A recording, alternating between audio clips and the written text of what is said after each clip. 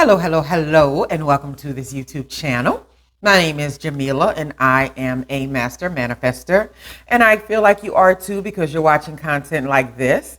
The name of this channel is Manifesting Magic the Practical Way because there are a lot of practicalities to manifesting the lives that we choose. Let's get to it. Don't forget to subscribe, to like, to share. I appreciate you. Thank you. First things up. I think in life, when we start to walk down this road of manifesting the life that we choose, we really have to pay close attention to walking away from things that don't work for us to be able to make space to walk into the things that do work for us, right? So one of those things that I want to discuss is behaviors. A lot of times I hear a lot of spiritual gurus and law of attraction folks and chosen ones and all that good stuff. They discuss people as if the behaviors of other people are outside of the person who is witnessing the behavior. And it is really not. It is the exact perception, whether that perception is a negative or a positive, that this person is programmed to see. And so we think that we see all these behaviors in the world that don't reside inside of us in some kind of way. It's like, yeah. And when you get around these types of people, that behavior is activated, right? And so what we do is avoid those types of people, but we never often deal with the behavior. Like the behavior will stop you from having to get rid of people over and over again. Think about it. If you walk through life and you think all the time, every time somebody shows you one bit of something you don't like or something you perceive to be incorrect, and a lot of times there's not even been a conversation related to it, and you just came up with assumptions and you ran with it, right? And just picture that, like all these things, and they flow over time. Your ability to separate people from behaviors becomes really, really blurred, right? So when I think about manifesting the life I choose and creating the environments that I love, I'm shifting my mindset from the idea of getting rid of people all the time.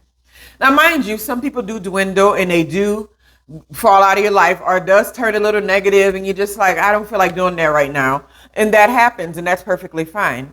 But if we focus more on the behaviors that we don't want to deal with, then if those behaviors were all you had with those people, then they'll fall by the wayside regardless. So focusing on the behaviors, it gets down to the root of what it is that you're dealing with and what it is you might need to work on. So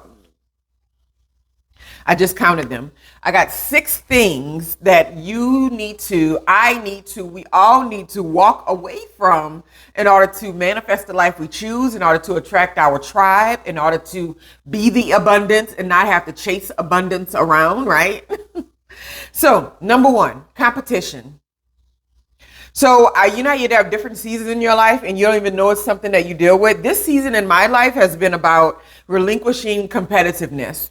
Now, I've been in situations with other people and they were competing with me to some degree, and I didn't really pay attention to it because when you're the person that people are looking at to compete with, you kind of don't even acknowledge it all the time. You're just like, yeah, people being people. But when you get on the opposite end of that and someone comes around you where they're better at something than you are with some particular thing, we pick these one characteristics to feel down on ourselves about, which is nonsense. But they're better at you than this thing. They're more abundant. They have blah, blah, blah, more clarity, all these things. You can find yourself in a mode to where you start to compare or compete with other people. And I do know with being around so many people, and especially a lot of intelligent individuals, as I have more recently lately, the idea of any type of competition is being cleaned out because it's useless, right? We're all so unique. And if you're in an environment to where competing with someone else actually can make a difference, then it's probably the wrong environment. It's probably kind of toxic. And when an environment is healthy, to me, competition can't live because everybody will always worry about or think about or be more in tune than what's better for the community and what's good for the team and how can we do this thing together, right? So the behavior that I know that needs to be walked away from is definitely any competitive natures that you have. And I say this to people who even are competitive and are usually on top. That doesn't mean your competitiveness is better. It just means that you haven't gotten to the place where you move to a new level and your level is the bottom, is the baseline, and all the other people are up there. And you're thinking like, oh my God, I didn't even know this world existed, right? And you become that small fish in a really big pond, right? So just keep that in mind. Competition is useless for you at this stage in your development. Number 2, unsolvable problems. And when I say this, I mean unsolvable now. Sometimes we come across these problems to where you might have to compromise with someone. You might have to delegate some type of task. You may have to get someone to believe or see things from your perspective. And sometimes that just doesn't work out. And then I find that sometimes when you get so caught up into trying to make people see the world your way, you really get in the weeds, right? Because you're thinking that this is the right way or the best thing to do, but it's not always. And sometimes you just can't see that. So unsolvable problems to me are those things that require a lot more information and energy than I have in this very moment. Now that doesn't mean that I won't spend my time trying to solve these problems later or trying to create a solution at a later date when I have more information. But I know when I walk upon a problem now, I'm decisive to know, you know what? There's not a solution for this today. I'm just going to let it go. And you know what's so funny? When you do that, the solution pops up. Other people start working in the background to fix your problems. That's how the universe works. Because you're not focused on it and you're not acting like it's the end of the world, right? So walk away from those unsolvable problems until they become solvable. And that's just, your precious time on this earth. You don't want to waste it. Number 3, difficult people. And when I say this, it goes along with the conversation about the earlier one when I say getting rid of people. So when you find that you're in these environments and you're like, okay, I get rid of people very easily. I need to know, why am I so turned off when I see these behaviors, blah, blah, blah. But when you've come in an environment, and then you have to sound the alarm, because I'm the kind of person, I sound the alarm really quickly with people. I'm like, it might be casual, but that comment right there, I know you're not where I'm at, and I don't feel like, working around that mindset you have there, and it's not a big deal. It's just not where you're at, and you're okay with that, right? So with difficult people, you become real decisive and real discerning, right? I can clearly, most of the time, I'll say 90% of the time, walk up to people and have a conversation with them or work with people for a little while, a few weeks or whatever, and then see whether or not they're a person who's just unmovable. They're just difficult. And no matter what you say or no matter what you do, they have a way about them that kind of puts roadblocks into the way that you operate, right? So to me, walking away from situations and environments and people like that, there's nothing wrong with it. But you may have to assess, okay, who is a difficult person? Like if it's your daughter or if it's your son, then you might give it a little more time and energy. If it's your mother or your father, you might give it more time and energy. But if you're dealing with a difficult person that works 3 cubicles down from you, it's very easy not to interact with them on a regular basis if you don't have to, right? And still be friendly and cordial and still feel like you're welcoming to other people. So you can do both, right? So it was saying my recording is going to stop to answer the phone. I was like, I don't want to answer. It said spam risk. No thanks. Anyway, difficult people, you start to be real discerning about people that can be developed or people that you feel can mesh with you in a particular way that you're looking for. And then you start to notice when there's people that are just difficult no matter what turn it is. It's like no matter what you suggest or what you say, they're just going to be difficult. Walk away. Walk away. Number 4, complaining about the present moment. If I can ever say that anything that's more detrimental to your mental health, that's more detrimental to the mental health of the people around you, that's more detrimental to seeing your life with the abundance and the free flowingness and the peace and the agility that you want to accomplish and you want to create, one of the worst things you can do is sit there and complain about what you currently have going on, right? And no matter where you are in life, you can fall victim to this. We just recently moved, not recently, it's been a few months now. And ever since I sold the first house I was in when I got married, like after a decade, I feel like I've been moving every couple of years since. And I don't have a problem with it. It's been wonderful because it's not been like moving out of negative necessity. It's been moving to expand and explore and evolve into more, right? And so recently, and like, I feel like this location is so far away from everything that we do, right? And of course, I wasn't the driving force on it. But nonetheless, it's a beautiful space. But in my mind, I kept every day driving through traffic, going, I was like, oh, I'm so annoyed. I have to bring the girls to school and it's so far away, blah, blah, blah. Well, Matt, you know, it hasn't changed. The distance is still far. But now that I'm no longer frustrated and I'm no longer complaining about the circumstance every single day, my mind can now go into solution mode, right? And solution mode is teamwork. It's like, okay, how can we make this property an investment and purchase something that's closer to where we actually live our lives, right? Because you can always say, hey, I tried it. I didn't like it. I want to do something else, right? But when that happens, you have to be real clear to yourself. I'm not going to complain about it until it changes. I'm going to do radical acceptance. And I did that. I was on a treadmill. I was at the park going radical acceptance, radical acceptance, radical acceptance, because there are things that bother me that I don't want to bother me. And if I'm being honest that I don't want it to bother me, then my next prayer should be radical acceptance. How do I come to a solution? Because as long as you're in that space of I'm complaining about what I have right now, you're never going to see a solution because you're always going to be running away from something as opposed to running towards something. And we know that being pulled is a lot more of a persuasive and positive aspect rather than being pushed, right? Nonetheless, number 5, ruminating. So this is a big one, especially with people that say they have certain types of personality disorders. But I think that's just the extremes, but it doesn't even have to be that far. Most people I know ruminate on something. I have, right? You may be ruminating on something right now. And it's not that you even mean to ruminate. To me, rumination is when, okay, your brain is a little computer and it wants to run these same things over and over again.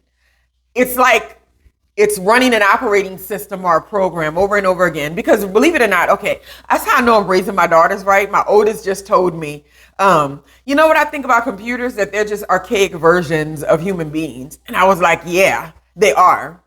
They're like the less intelligent version of a human being, right? Because along with a human being is attached the emotions and the feelings and that energy that moves things around in this world, right?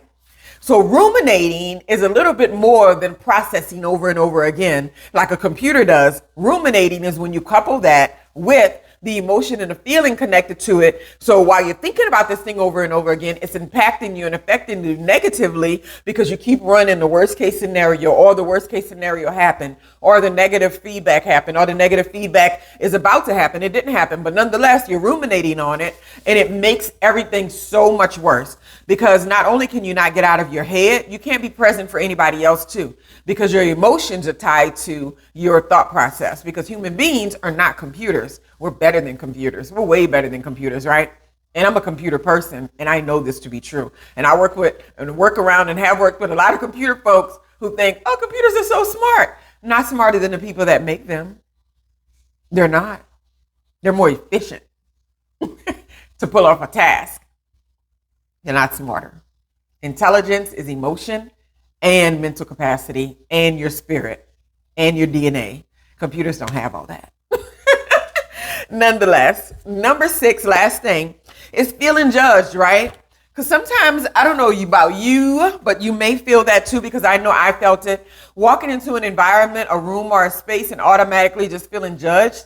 And you're like, well, I didn't do anything. There's nothing going on. Why do I feel like I'm doing something wrong? Or why do I feel like I should be, ostracized or being talked about or treated a certain way? And so I told my daughter, I got comfortable with people a long time ago. In IT, working in IT younger might have helped me with that because I was always around very high ranking people. And I was always waiting for, okay, picture me, 24-year-old working in IT, first job, working in an environment where they have these upper echelon hierarchy people. And I was always around in their offices and working. And of course, they treat you like the help when you're IT back in the day anyway. Now they see how golden you are and they treat you way better. But back in the day, it was just like, my computer blew up. And so you'd be crawling under their desk, fixing wires and putting printers back online and all this stuff. And they would talk like you weren't even in a room about people's lives and businesses and all this stuff. And I was like always waiting for this feeling because Everybody else around me, now I know what sheeples are. They were revering these people at such high capacities. And I was like, well, if everybody else says they're so great and we should tiptoe around them and we should be afraid, well, maybe I have not been around people that have been exalted to these high positions. And I would hang in these offices and around these people and go to these board meetings and just technical support. And I never got the feeling. I never got that feeling like I was amongst people who were so enlightening that I needed to sit back and kind of just go, and be, feeling extra special because I was in that space. And what that taught me was a long time ago was that people were not special. I don't care what labels you put on them. I don't care about the Queen of England. None of that. I'm telling you, if I walked in a room with them, I won't feel anything. I don't feel anything around people when it comes to people supposed to be more special or more better. What I do feel is when someone is deeply connected to who they are and they're in alignment and they're clear about who they are, whether it's just for that week or whether it's just for a month or whether they're back and forth. But when they're in that space, I can feel when someone is gushing with light. And I don't care if you're a queen, a president, a CEO, if you're not gushing with light, I don't feel anything around you. So I stopped making people special. I was always able to work with anybody, walk into any rooms, talk to anybody. And at work, somebody said, well, you're a little different the other day. You let things roll off your back. They don't even step on my back. They don't even make it to my back. They don't even need to roll off. It's like they're not even happening. Because I realized that people were just not doing anything special in most environments. They were working on projects. They were coming together to solve a problem and come up with a solution, and they were being paid to do it. And the people who were supposed to be better at it were supposed to be put in the best positions to do it. But that didn't always mean that they were better at it. And so we realized in life, we learned a long time, later on sometime, that there's no reason to ever feel less confident. There's no reason to ever feel judged, because there's nobody that's more special than you because you're special. There's nobody that's more unique than you because we're all unique. We're all the same unique. There's no way to experience anybody else's life and what they're going through and what they have to offer and how they perceive the world, their pain, their happiness, their joy. It's impossible. When we get glimpses of it, when it's really clear in the words and the language, it's not getting in the way, and we actually feel that energy between other people, that's when you want to tap in. But don't tap into feelings of judgment or less than and all that. You don't want to connect with people on those levels, because once they think or know you feel that way, they will treat you accordingly. I promise you, don't feel judged. Anyway, 6 things you need to walk away from in order to manifest the life you choose, right? Number 1, competition. Number 2, unsolvable problems. Number 3, difficult people. Number 4, complaining about where you are. That's like the worst. And you don't even want to hear that from other people. Number 5, ruminating. And then number 6, feeling judged. I hope y'all have a wonderful, wonderful day. Like, subscribe, like, share, and subscribe. I'm saying it backwards. Like, share, and subscribe. And keep on manifesting magic the practical way, or manifest magic any way you want. That's just the way that I've chosen to do it for this season in my life, right? So keep manifesting the life that you choose.